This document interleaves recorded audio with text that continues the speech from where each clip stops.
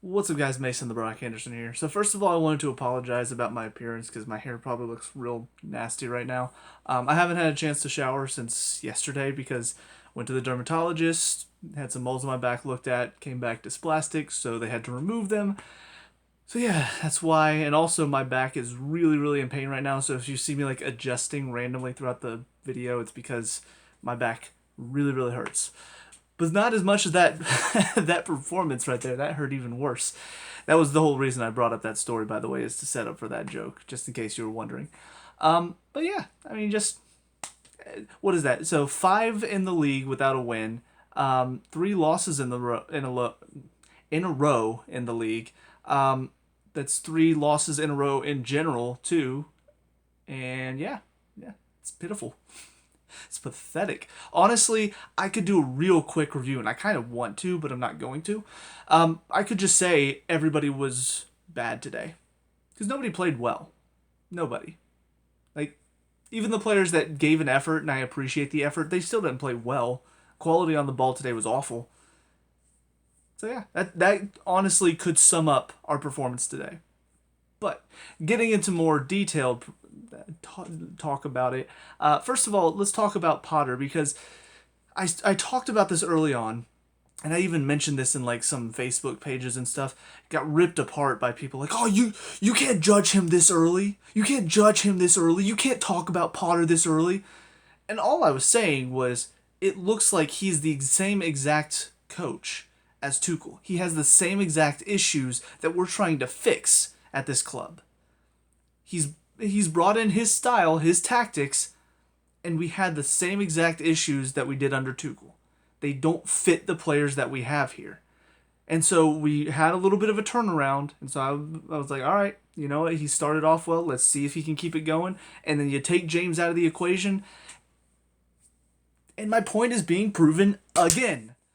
It's the same exact shit that we saw under Tuchel. We're too negative.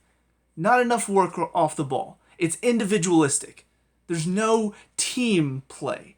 There's not, oh, I'm going to go track this guy while my teammate behind me is tracking this runner. The goal, first of all, having to listen to Peter Drury and I think it was Graham Lasso just gush on and on about Newcastle the entire game, that was a lot of fun. But when they talked about the goal, they're like, oh, this is a typical Newcastle goal, just the players working off each other. I'm like, no, this is a typical Chelsea giving away a goal. Because Koulibaly is tracking Almiron across the top of the box. Nobody else is turned on to what's going on around. Nobody. Chalobah and Silver just watching Koulibaly like, oh, is he going to get him? Is he going to get... Oh, crap, I didn't see this guy because I'm watching the ball. And that's all it is. That's how we defend as a team, is we don't defend as a team. I'm gonna take this one runner. Oh, he passed off the ball. Okay, well, I'm turned off now. Oh, crap, I didn't see this guy over here wide open. He's got the ball now. I guess I got to step up, and the ball's gone. It's so freaking easy to play for the other team. I mean, it's embarrassing to watch. Man City did it against us with a few youngsters on the team even. We saw it all midweek, and we come into this game, and it's the exact same thing. So, what are we not doing? How is Potter not seeing this and fixing that issue? Why are we not constantly working on tracking runners, pressure cover, marking your man? It's so simple. Defense is not that hard to figure out if you're intelligent, but we play like a bunch of mindless drones out there, where it's just you're completely turned off, and then as soon as the ball gets to a guy that's near you, then all of a sudden, flick, oh, now I gotta go defend, and then the ball's away, flick off. And it's... It's embarrassing. Like, as much money as we spent this summer, we should not be playing like we're basically fighting off relegation. But that's what it looked like today. We look like a team that's just, oh, guys, man, we're keeping it 0-0 against this high-flying Newcastle side. Come on, guys, we got to get this draw on the road. Let's go. That's what it felt like throughout the entire game. And then for 1 second, we finally step up our game. We get good little run of play going. We put some pressure on their back line, some good pressure on their back line. And then right after that, ball down the field, turned off defensively, boom, boom, goal. And after that, it was basically just a repeat of how I felt about the end of the Man City game. Newcastle sits off a bit because they have a goal to protect now. and we've stepped it up just a little bit, but there's no quality. So every ball that comes into the box, I'm not confident that it's going to even be a good chance. The only chance we really have is, are one of their defenders going to miss the ball? Because if not, then it doesn't matter, because none of our players are getting on it, because none of them are willing to put their bodies on the line to try to get on the ball to put it in the back of the net. Because we don't have any attacking players like that. We don't have any attacking players that want to really fight and dig in. Honestly, Pulisic is probably the closest that I've seen. There were a few times today where he was willing to put his body in. Gallagher too sometimes. But it's just not enough. You need a full team of players willing to fight and put their body on the line if you want to compete in the Premier League. Because that's the type of league it is. If you have a few players that are just gonna, pussyfoot around, you're not gonna get anything done. So, anyways, that's my whole rant about our performance today, and the fact that Potter, again, hasn't fixed these issues with our defense, with how negative we are with our passing. I mean, how many times did we go down the field just to come back, and then go down the field just to come back to go long right to them, when we could have just gone long in the first place? The amount of times we kept possession in our backfield, and it's ridiculous, because Mendy has the ball in his hands, so he could just get everybody up the field, punt it, so that way our back line isn't under so much pressure. But what do? Put the ball down, pass, we're under pressure, crap, get it long, and now they win it, they're right back at us, because all of their players are back here, and so are our defenders. So we could have just get down the field and punt it, but no, instead we're going to make sure we draw all this pressure onto us, and then go long, so when they win the ball back, they're already in the attack. Brilliant plan, Potter. It worked out so well for Newcastle today. Genius. And just for anybody who's wondering, no, I'm not somebody who's like, we shouldn't have gotten rid of Tuchel, because he was an issue too. But Potter was not the answer. And it's showing game after game after game since James got hurt. Potter was not the solution. And Bowley really, he needs to get some people in that know what the hell they're doing. Because he clearly has no clue how things work. Because between the transfers and the new manager he brought in, he's really screwed us over. So, anyways, on to individual performances. Mendy, didn't really make any fantastic saves today. So it's not like he really kept us in the game. It was mostly Newcastle. Honestly, their finishing today wasn't great. Outside of the Willock chance, they didn't put many chances on target. They had a lot of chances to put shots on target, but they didn't. They either were bad shots, or they tried to do a little too much with it and then ran into trouble. But then, the passing from Mendy, of course, as always, was terrible. And it makes me wonder why we insist on keeping so much possession in our back line if we have a keeper who cannot pass the ball well. It seems like common sense, if you got a problem passer in the back, maybe don't keep so much possession in the back. But no. We have to stick to this. This is the plan. We can't change it because Potter says so. As far as the back line, it changed up throughout the game. At first it was Azpilicueta, Chalobah, Koulibaly back there. Then when Loftus-Cheek got hurt, then Silva came into the back three, pushed Azpilicueta out wide, and then eventually it became a back four once Gallagher kind of stepped up into the midfield. So it was a little all over the place. So it's kind of difficult to rate individually because some players performed a bit better in other areas of the pitch. But I'll start with Azpilicueta. Yeah, another game where his age is showing. He got beat a couple times with speed. He's still a hard worker. He still busts it, but the quality from him is just not the same anymore. And I hate to say it because I love Dave as a player, and I've really appreciated how much he's done for this club, and he's a great legend. But we need to get a better option than him as backup for when James is hurt, because he's not the same level anymore, and he can't do it as consistently as he used to. So it's just the sad truth of it, but players get older, and they do lose some of that physical capability. So I'm frustrated for him, but it's something that people have to wake up and see. We need a better option there. Chalobah in the center, I thought he looked a little shaky at first. Probably could have done more on the goal. It was all around a little bit of a shaky performance from him. And honestly, he's been kind of a mainstay in the back line since Fofana got hurt. And he's not really found I guess what's the word I'm looking for? Like the consistency back there, I guess is kind of what I'm thinking of. Like it just seems a little too shaky at times. For a player of his quality from what we've seen from him, there are too many times where I feel like he's under too much pressure. He'll do some really good stuff. He'll make some good defensive challenges, but there are too many times where I feel like he's sort of last ditch tackling because he didn't track a runner. Or in this case, the goal, it's kind of his man that comes inside when he should see that that's happening and he doesn't read it in time and now it's too late. There are too many moments like that where it feels like he doesn't read the play well enough, and maybe he needs somebody to get him to that point. But it's definitely something that has hurt us in the past few games at times. If you look at his performance as a whole, he looks okay. But if you look at those little moments, they do start to stand out and they do create some really good chances for the other team. So hopefully he can learn from these mistakes, start to grow a bit more, and not be as, I guess, reactionary as a defender.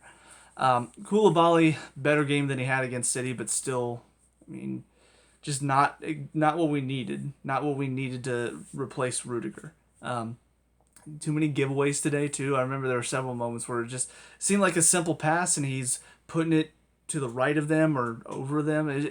It seems a little too loose from him right now. Especially after that City game, like both of those goals you had a hand in. You had a major hand in, whether it was not jumping in the wall or whether it was not tracking the runner for the second goal. So this should be a game where he's trying to make up for that. And instead it felt like just another performance. The goal I can't really blame him for because he is tracking Almiron across the top of the box, and Almiron has a little bit more pace than him, so he's not going to be able to really keep up.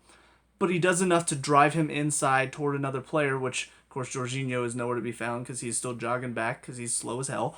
But he does lead him to sort of the other defenders that are there to help him out, and neither of them really stepped in. Both of them were just sort of standing off, which led to, well, here comes another Newcastle player that buries it. So yeah, I feel like he didn't play poorly today, but I wanted a more, I guess, statement of a performance after what we saw midweek. And then I'll talk about Silva too, since he came in so early. He basically played the whole game. Yeah, I mean, it was another solid performance from him. A lot of times cutting out the attack, very smooth back there. His passing, as always, is very good.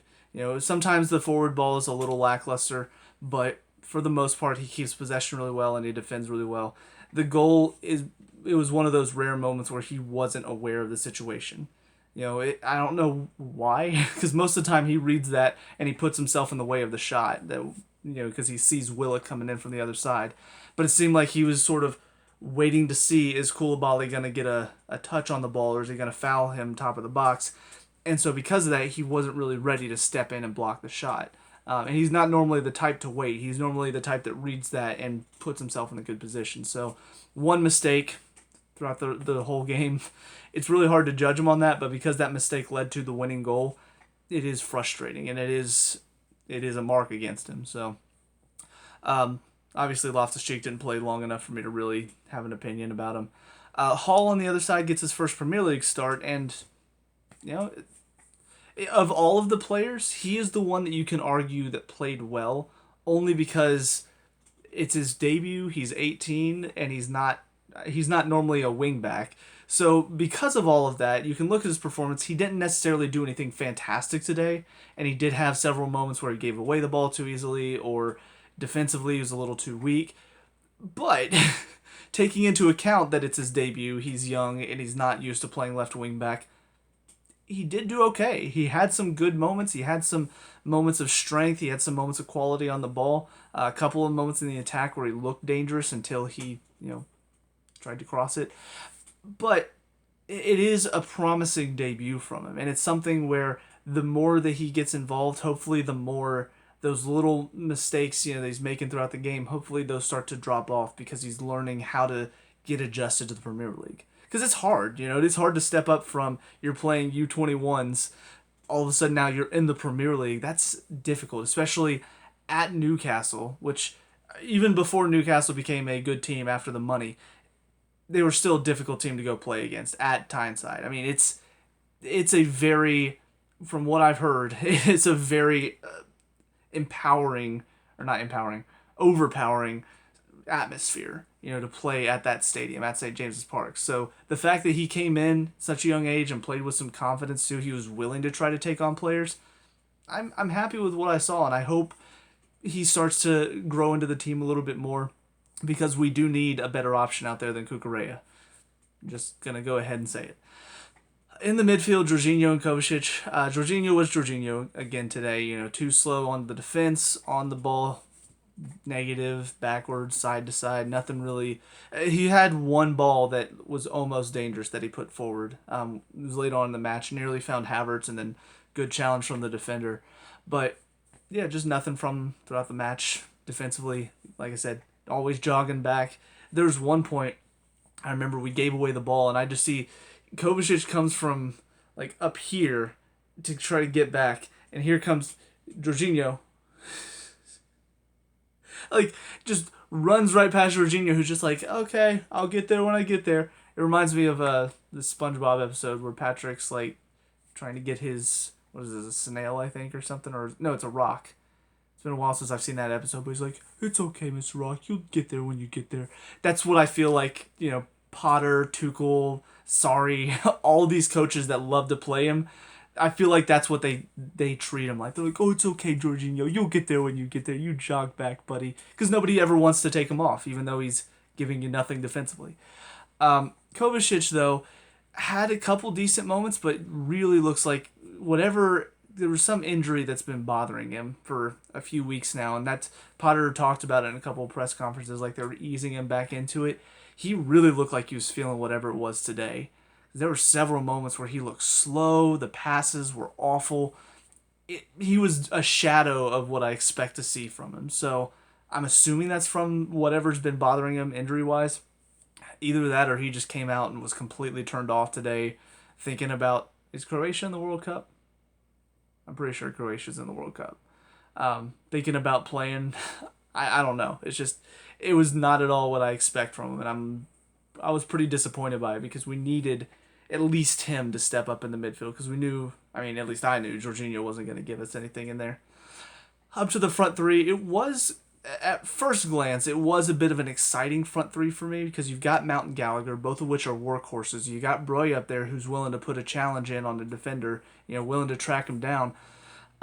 So at first glance, I was thinking, okay, so maybe we'll at least put some pressure on their back line, create a few good chances, and it didn't show any of that. And Gallagher eventually started to step up his game, like later in the first half, and then most of the second half he was fine. But a lot of that first half, he was just sort of not turned on. He wasn't really ready to go. It felt very much an underperformance for him. It just, from what I expect to see, from how much energy he normally has, this felt like I'm kind of lazy today. I don't really want to bust it today. That's what it felt like, and I was a little disappointed with that because, again, he's somebody that I normally expect he's going to run at you. He's going to constantly put you under pressure. For a large chunk of that first half, none of that. Eventually grew into it. I thought second half he looked a lot better, had the best chance for us throughout the entire game, the shot from the top of the box. And I'm pretty sure he's the one that created it too by winning it back. So he did eventually get there, but the fact that he didn't start that way really put us under a lot of pressure throughout that first half, and I was pretty disappointed by that. Mount did do his normal workhorse routine, throughout the match, but it just felt like either he didn't have enough help or he just wasn't seeing what was going on around him because there were too many times where either on the ball, not enough, there was nothing really from him. He just sort of dribbled until he gave it away. Or off the ball, it felt like, I've said this about him before, he's just sort of running around. He's just sort of chasing shadows. He's not really putting pressure on this guy to make him pass it over here where another teammate is ready to put pressure. It's just, I'm running here, he passed it over there, all right, I'm running here, he passed it back, out, great. No, now I'm chasing all the way around. There's too much of that, and it's just worthless running. Kind of like what Grealish does. I know Almiron played well against us today, but as a former Atlanta United player, I can't really say bad stuff about him, and the fact that Grealish tried to point that out, and I don't know, it's a funny story, and I laugh at the fact that Grealish is having a terrible year, and Almiron scored, 3 times the goals he has? It's really funny. But on De Bruyne, I thought he did himself no favors today. I mean, as a player who is young, what is he, like 19, 20 now? Like, he's a young striker. Looked like he had a lot of promise. Played pretty well at Southampton last season, but he's not really been getting much of a chance. This was your chance. This was a game where we were going to be under a lot of pressure. We needed somebody up there who was going to put pressure on the back line, win the ball whenever we got it out, hold up the ball well so we can have a chance to step out a little bit and not constantly be on the back foot. And he did none of it. Just none of it. He hardly put in a challenge. Anytime the ball went near him, all it took was a little push off from the defender, and he just sort of, all right, well, I'm done. Anytime he got the ball, he would run down the line, cut it back, and then head down, no idea what's going on around until eventually the defender pokes it away from him because he got double teamed. Like, there was none of the typical Broya energy that I expected. Because he doesn't bust it 100% all the time like Gallagher does, but he's a player that when he's ready, when the ball is anywhere near him, he's willing to work. He wants to win the ball. He wants to be on the ball. He didn't look like it today. He didn't look like he wanted the ball. He looked like, yeah, I'll get it next time. And again, from a player who has been needing a good performance because he's trying to get into the first team, he's trying to upseat Aubameyang and Havertz, who haven't really been playing well. This was his chance, and he threw it away. And now I don't expect to see him again. Havertz and Aubameyang, they may not be playing well, but they're scoring goals at least.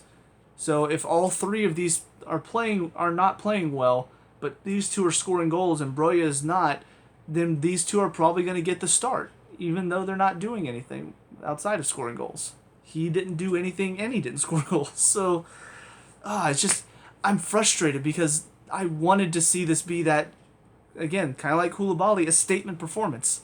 He didn't really... Did he start? Pretty sure he started against Man City. He didn't really do anything midweek. I don't remember anything from him. I don't remember him being effective against City. So you come into this game, I expect to see something from you. I expect to see you say, no, I'm keeping this starting spot. I'm not giving it up.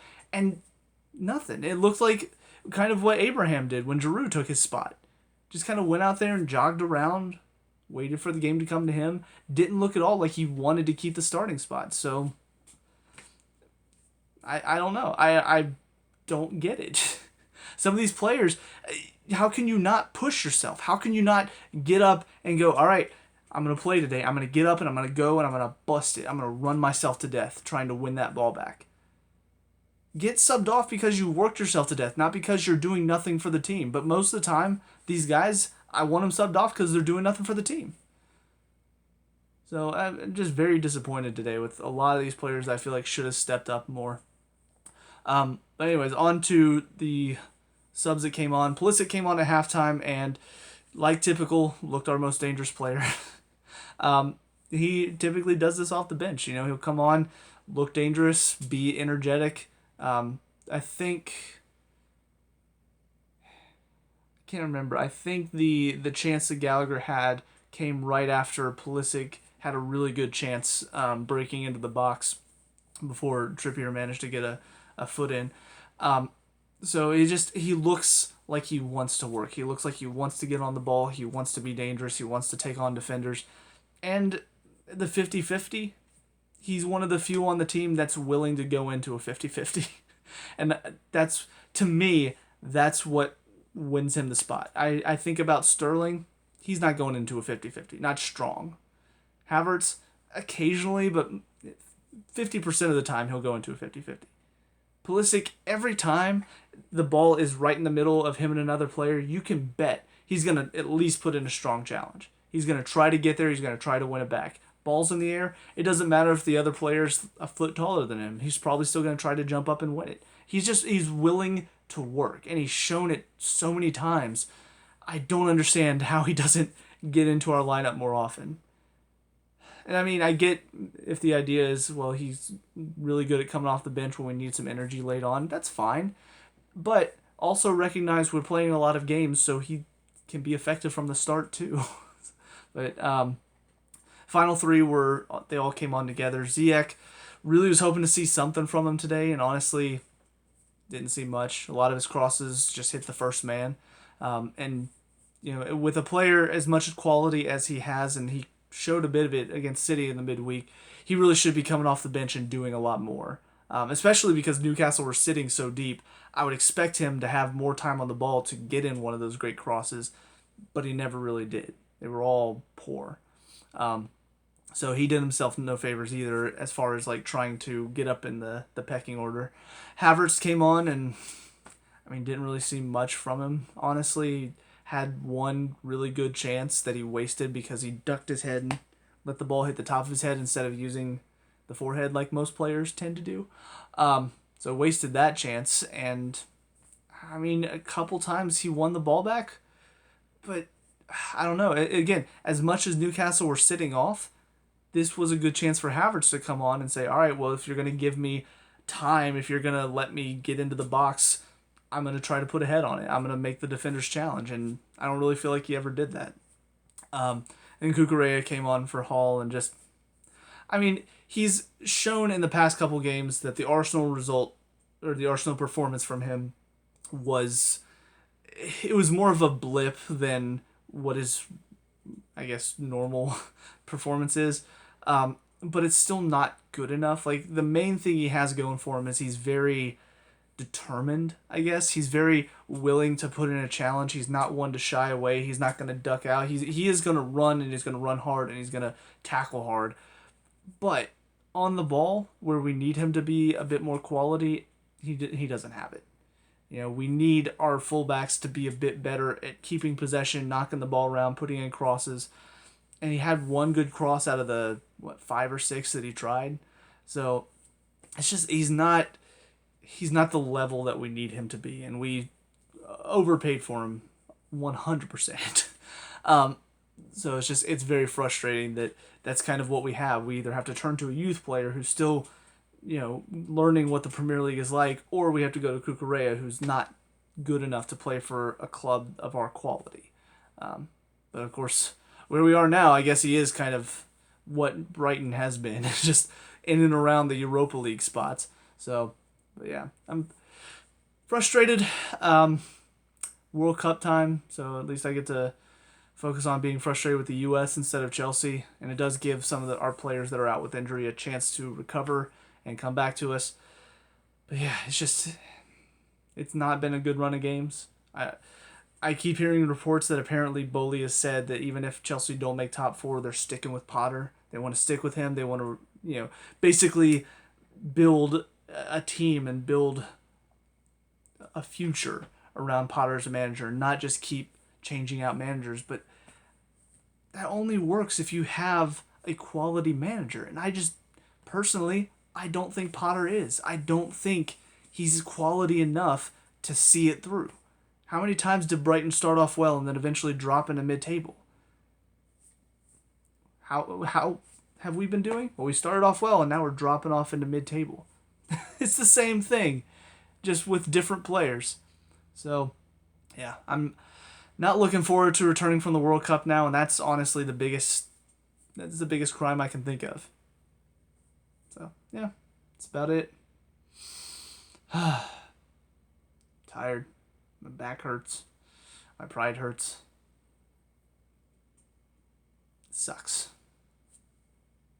So what did you guys think? Let me know down in the comment section below. We can talk about, discuss all that good stuff.